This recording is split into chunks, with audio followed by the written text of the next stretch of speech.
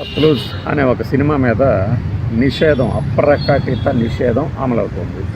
G5లో ఇది రిలీజ్ అయిన అంటే 5వ తారీఖు రిలీజ్ అయితే 6వ తారీఖు సాయంత్రానికి తీసేశారు. ఎందుకు తీసేశారు, ఏముంది ఈ సినిమాలో అంటే దీని చరిత్ర కొద్దిగా మనం వెనక్కి వెళ్ళి చూడాలి.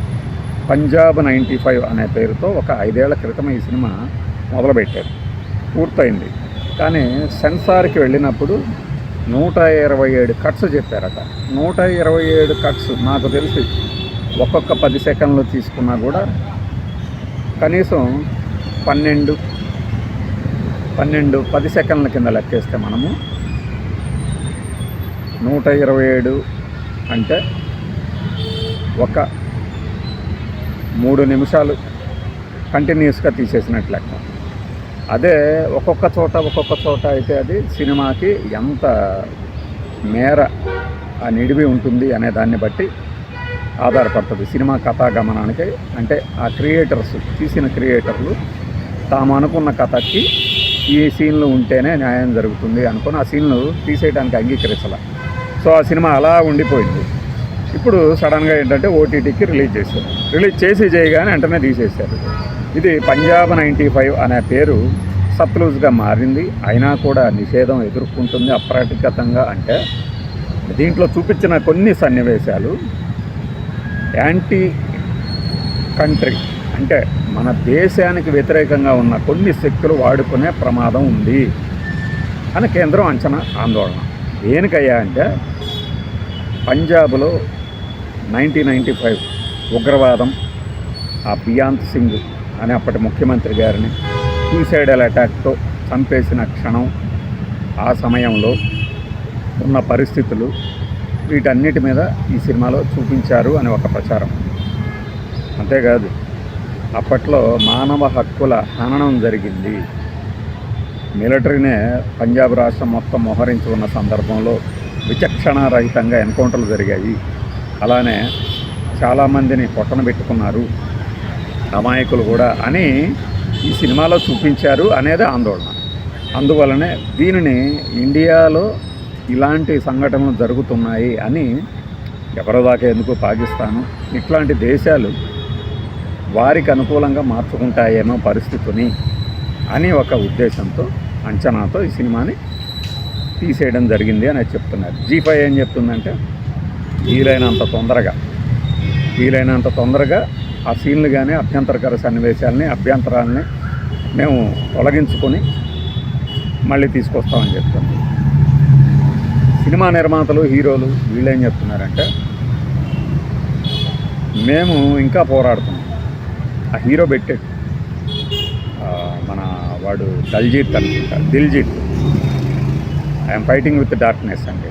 సరే, ఈ సినిమా అతని ప్రాణం అనుకోవచ్చు, లేకపోతే ఇంకా తన కెరీర్లో ఇది చాలా ముఖ్యమైన సినిమా అనుకొని ఉండొచ్చు. కానీ ప్రస్తుతానికి ఇది జరుగుతుంది.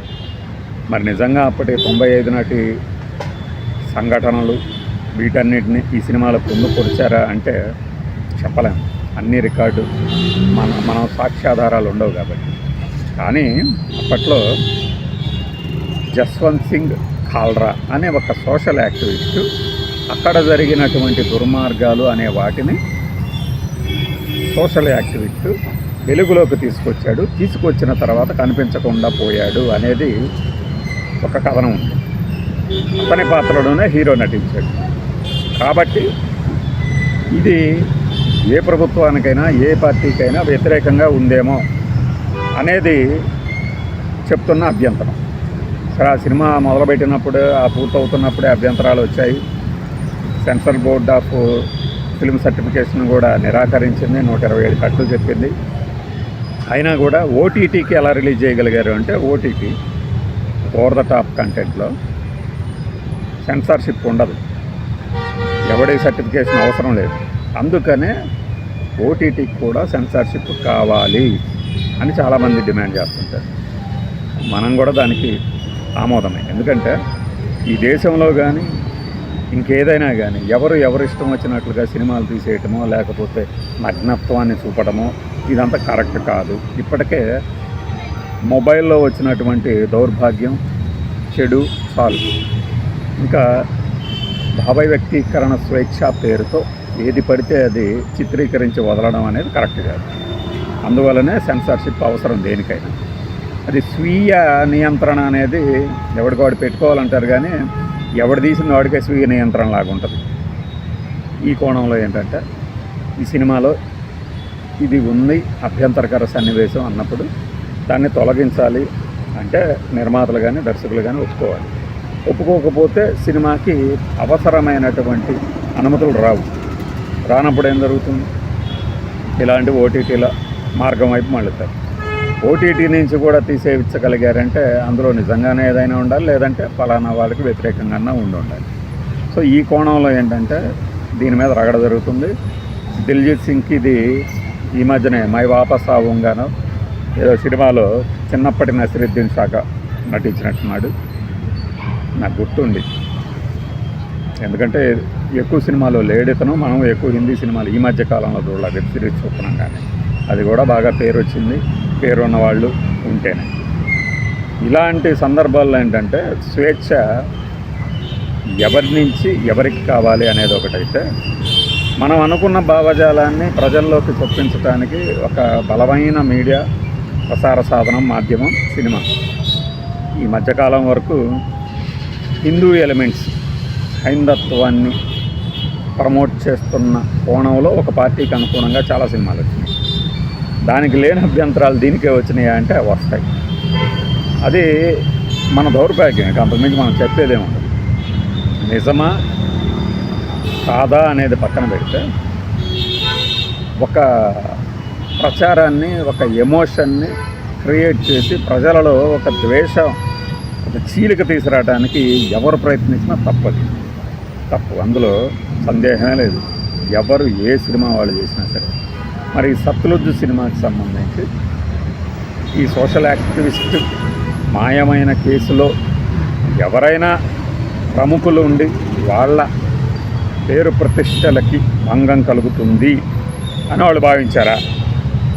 లేకపోతే అసలు ఈ సినిమా భావజాలమే నిజంగానే తప్పుడుగా, అంటే సినిమా చూడగానే అర్థమవుతుంది ఎవరికైనా ఇది దేన్ని ప్రేరేపించేందుకు తీశారు, ఈ కథాంశం దేనిది, ఒక పొయిటిక్ థాట్సా, ఒక పేట్రియాటిక్ ఎలిమెంటా, ఒక రొమాన్సా, లేకపోతే ఒక క్రైమ్ థ్రిల్లరా, ఒక ఎంటర్టైన్మెంటా, ఒక అవుట్ అండ్ అవుట్ కామెడీ సినిమానా, ఒక స్పై సినిమానా, ఒక హారరా, ఒక క్లాసిక్ మీన్స్ తర్వాత రిలీజ్ అయిన తర్వాత ప్రేక్షకులు చెబుతారు మనం క్లాసిక్ అని చెప్పినా కూడా. ఇలాంటి కోణాల్లో ఇన్ని జోనర్లో సినిమాలు ఉన్నప్పుడు చూడగానే అర్థమవుతుంది మనకి, yes they targeted this type of audience అని. ఈ కోణంలో ఏంటంటే సత్లుజ్ గురించి ఆసక్తి ఎక్కువైపోయి పైరసీ సైట్లో చూసేస్తున్నారు. ఇంకా ఇది ఐరాణి.